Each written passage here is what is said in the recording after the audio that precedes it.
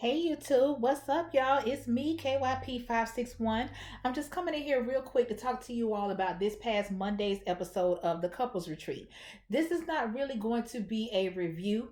It's more so going to be a my thoughts type of video because I really just want to give my opinion.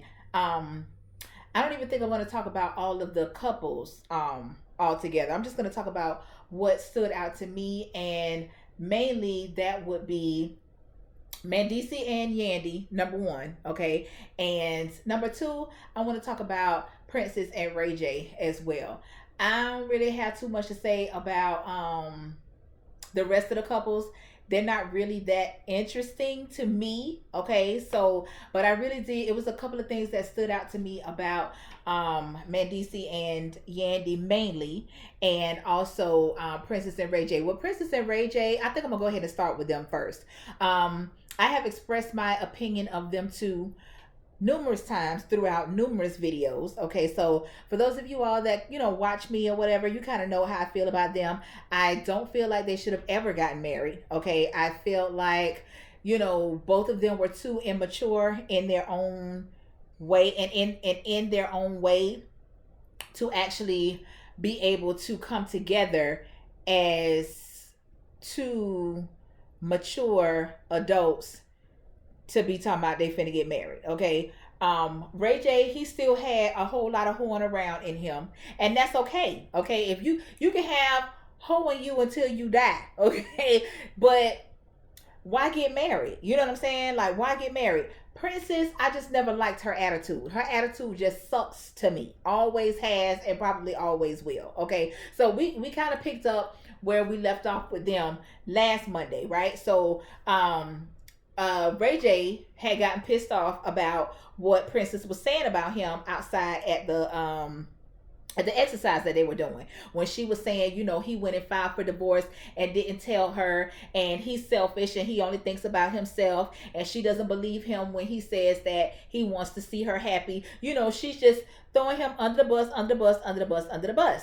So he's pissed off about that. Okay, so when the guys go off to see about him, to kind of make sure that he's okay, because everybody else had them rallied around Princess or whatever.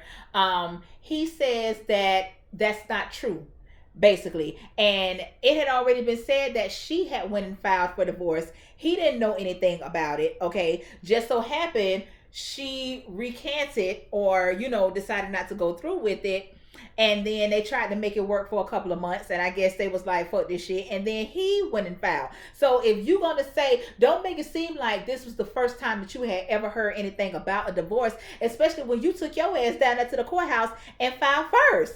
See, that's that fuck shit that I be talking about. You want to throw his dirt out there, and you quick to want to throw his dirt out there, but you want to be the victim in all of this. Okay, I'm not saying that Ray J is an angel, because I know that nigga ain't no angel, and I don't even know him, and I know he ain't shit. You know what I'm saying? But you, at the same time, you knew what you signed up for. You knew that nigga wasn't all right when you said I do. You knew that shit. Even if you didn't know it, you knew it. Okay.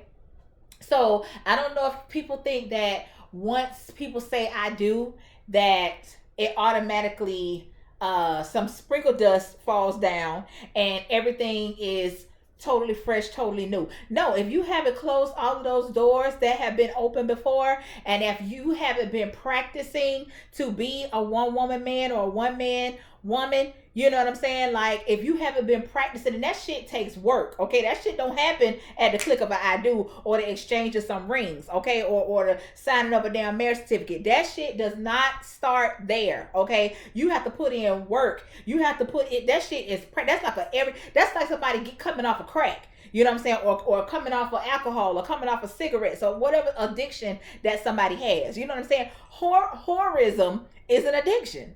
Okay? So anyway, like I said, Princess, you knew what you were signing up for. Ray J, you knew what you were signing up for as well. Now, Princess might not have been out there saddle tramping around, and maybe she was. I don't think that she was, but maybe she was. But still, you knew what you was signing up for. Okay, both of y'all did, especially you, Princess. Okay, because Ray J always got holes in different area codes. Okay, we done find out Ray J done been sleeping around with old ass Carly Red. Okay.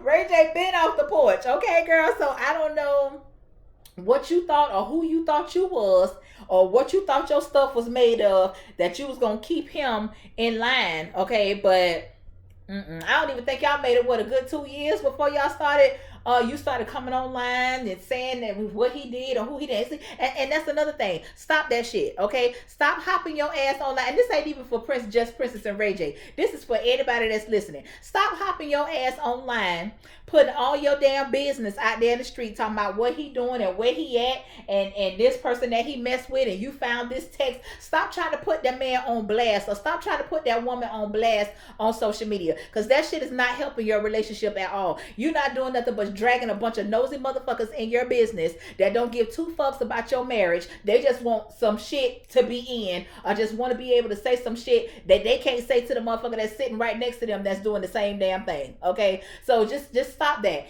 I've never known nobody's marriage to be healed or a positive reconciliation by putting their business on social media, okay? And stop running over there telling your damn family every damn thing too, because you sitting over there, you telling all your damn business or what he doing or what she doing or whatever, and then you make up, but you don't tell your family that y'all done made up. Your family still over here mad, don't want the motherfucker to come around, they rolling their eyes, sucking their teeth, and just doing all this here type of stuff, but all of what you over here in love, and she don't even know that you done been over there running your damn mouth to your family, and she wondering why they rolling their eyes and sucking their teeth at her every damn time that they see her face. Okay, so stop that shit. Once again, they didn't have no business getting married. I think that they need to just take this opportunity and just move on. Stop trying to make this shit work. Because like I said, Princess and Ray J said something else, and I agreed with it, because I get these teas from Princess. He said that he feels like Princess is one of them type of women that don't want him or don't want the man to have anything. And I know motherfuckers like that. Okay, I know people like that. So I definitely get that tea from her. I get that tea from her. She wants everybody to be on her side, and she wants Ray J basically to be the devil. Now, I do say that it is commendable that Ray J is not really airing her out like I'm sure he could. Now this shit about the lingerie and the purse, I don't necessarily know if I believe that. I don't know if I believe that, because it just don't make no sense to me. Like, what I'm saying? The shit just don't make no sense to me. I've tried to make sense of it, because why would she have 3 sets of lingerie in her purse? Like, what you doing, a costume change? What, you going to see 3 different niggas? Like, that shit don't make no sense to me. You know what I'm saying? So I don't necessarily know if I believe that, okay? But yeah, Ray J and Princess just go ahead and did that. Okay. The next thing that I really wanted to talk about is the Mendeecees and Yandy. Now, I tend to believe that this part of their storyline is true. Okay, so Mendeecees says that he had started to gain some resentment towards Yandy while he was locked up, because he had access to the internet and he could see her, partying, and just seemed like she was living it up. But it would be days that he didn't talk to her. Now, Yandy says that she talked to Mendeecees every day. Mendeecees says you putting 20 on 10, because no, you did not. Okay, so don't be coming over here putting on for the people, because no, you did not talk to me every day. Okay, there were some missed phone calls. There were some phone calls that weren't made at all. Okay, now we all know that Mendeecees had a goddamn burner phone up in that jail. Okay, because plenty of times we saw Yandy just hop her ass on the damn phone, just call this nigga. Okay. So that nigga had a burner up in there. Okay, I know he did. I mean, it's niggas with less status than him that got burners up in the jail. So, bitch, I know you had one up in there. Now, you ain't gonna say that on the camera, because, you keep saying, I didn't have phone time like that or whatever. Nigga, the same way you had access to the internet every day, that's the same way you had access to a phone every day. Okay, but whatever. That's neither here nor there, because, nigga, you out now. You done did your time. It don't even matter at this point. So, he said that he started to gain resentment because of that. She was saying that a lot of the time she was busy, because, Yandy was out on her, crusade to save the world. She was doing her prison reform. And then once this Black Lives Matter started to pick up, she started getting involved with that. We've seen Yandy get arrested. We've seen Yandy get maced. We've seen Yandy put herself out there, for her people. So I ain't got nothing to say about that at all. Okay. I can understand that Mendeecees would be worried about her, because he he's in a space to where if something did happen to her, he can't do anything to protect her because he's behind the gates. Okay, now regardless on how much of freedom he got as far as that phone, that internet, but you can't get up from behind these bars and from behind this gate. Okay, so I kind of get that. And then also, you know that you left a beautiful girl out here on these grimy streets, okay, vulnerable, missing her man, okay, trying to hold out and make shit work while you doing time. Like, nigga, you didn't do no 90 days, 6 months, nigga. You was gone for 5 years. Okay. So that's a lot to ask of a woman. And which he said he did not ask that of her. He said that he felt like it would be unfair for him to expect for her to sit around and wait for him. Okay. And I get that because, to me, I think that is I think that's selfless, okay? Because you got some niggas, because it do seem like when them niggas be locked up, the old lady be locked up too. You know what I'm saying? And it's not fair because, bitch, I wasn't the one out there doing whatever it was that you was doing. And you probably was, you know what I'm saying? Or you knew about it, but bitch, you got caught, okay? So it's like, why am I doing your bid with you? You know what I'm saying? I get that. Now you as the woman or the wife or whatever, of course you want to do the right thing. That really ain't no different than my situation. Okay. You're gonna do what you're supposed to do as a wife, as a mother, as an adult, as a person that's in a committed relationship. Okay. But now when it comes to a nigga in prison, I don't know about that. Okay, it just depends to me on what you in prison for. I probably gonna have to talk about that a little later or expound on that a little bit later. But what Yandy was saying is she felt like she was on lockdown too because he would call her and was like, "Oh, I see you put on lipstick yesterday. What was that about?" Nigga, cause I'm a woman and I want to put on some goddamn lipstick. Like what? Like what you think I'm supposed to be out here dressed like a nun?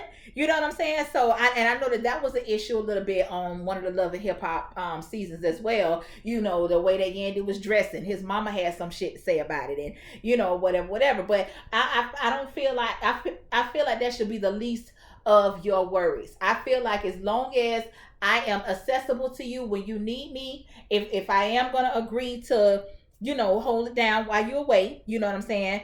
As long as I'm accessible when you need me, as long as whatever you need from me, I got you on that. And as long as everything is copacetic when you get home, everything that happened in between, but you on punishment. It ain't like you away at college. It ain't like you away at war. Nigga, you on punishment. You know what I'm saying? Jail is punishment. Okay?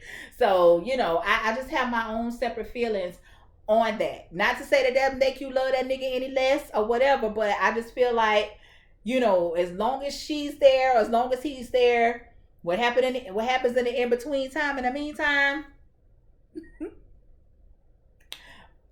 Okay. So anyway, the shit that made everything hit the fan is Yandy straight up asked him, if the tables were turned, would you hold me down? And he said, I don't know what I would do. To me, that's the most honest answer that somebody can give you. Because if that nigga would have said, yes, nigga, you lying. Because you don't know.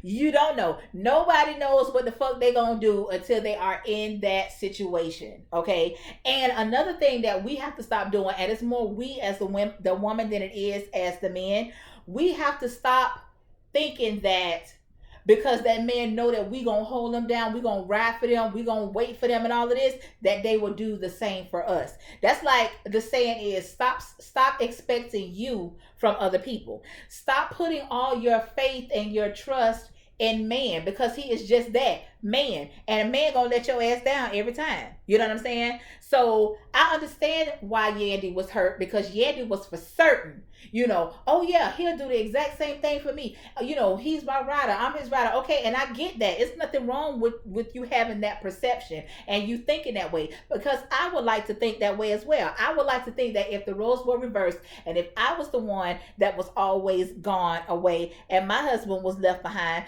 I would like to think that he would do what I'm doing. Okay, in my mind, I've trained my mind to think that he would. Okay, but you don't know that. You don't know that. You don't know that. And it's not to say that I think that it's in him to not hold me down. He ain't never did, and he's always held me down before, regardless. Even when he's away, he's still holding me down. You know what I'm saying? But at the end of the day, you don't know.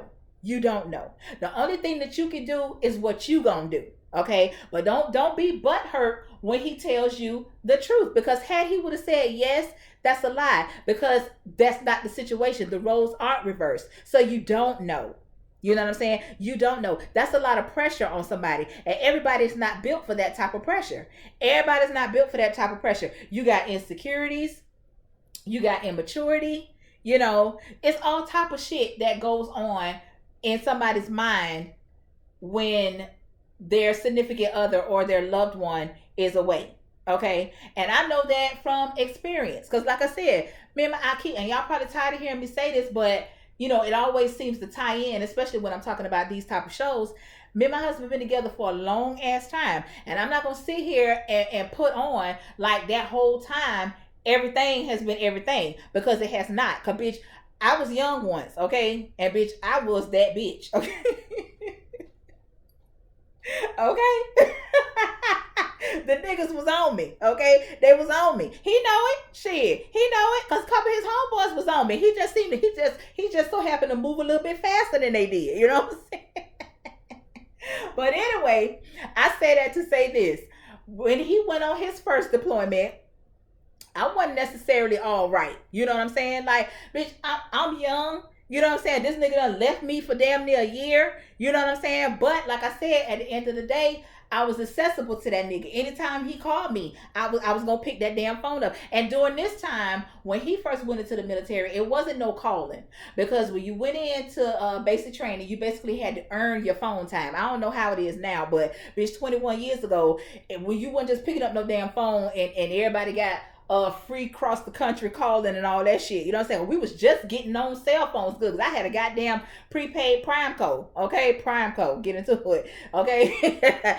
So you know, I had a letter for him every day. I wrote that nigga every day. Sometimes that nigga got 2 letters from me in one day. Every day. Never missed a day the whole time that he was gone. Okay. If he did manage to get some phone time or whatever, you know, I was there to pick that phone up. You know, he knew when I worked and all this type of stuff or whatever, you know. But even with all that, you know what I'm saying, bitch, I still wasn't 100%. I still wasn't, because I didn't know nothing about that. You know what I'm saying? I didn't know nothing about that. I had never been in that situation before.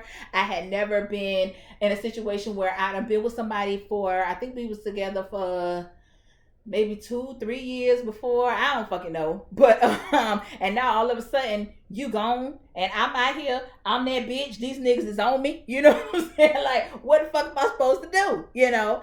But that was the old young, immature, okay, immature, insecure me. You know what I'm saying? So you had to learn and grow from that. But at the end of the day, like I said, as long as you two walk out together, you know what I'm saying? Like, don't be upset with that man because he said what he said. You know what I'm saying? The only thing that you need to be focused on is that y'all still together. You did the right thing as his wife by holding him down. Okay, you did the right thing. He knows that you did the right thing. But sometimes that shit just fuck with you. You know what I'm saying? It just fuck with you because you're not in control. You have no control, basically. You know? So that's just all I wanted to say, y'all. Oh, let me touch on this real quick. That girl that Michael Blackson is with, that shit ain't gonna last. Cause you can't start out telling this man it's okay for him to bring other women around. Y'all done did this shit for years.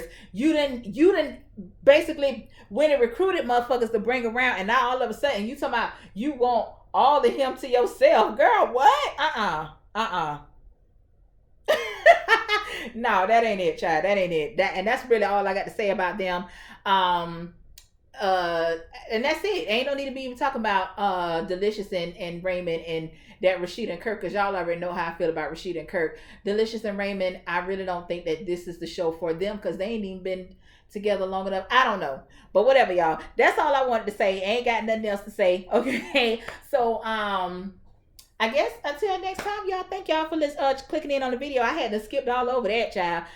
Like, comment, subscribe. Okay, tell your friends about me, all that good shit. I do talk back. Okay, so until next time, peace out, y'all.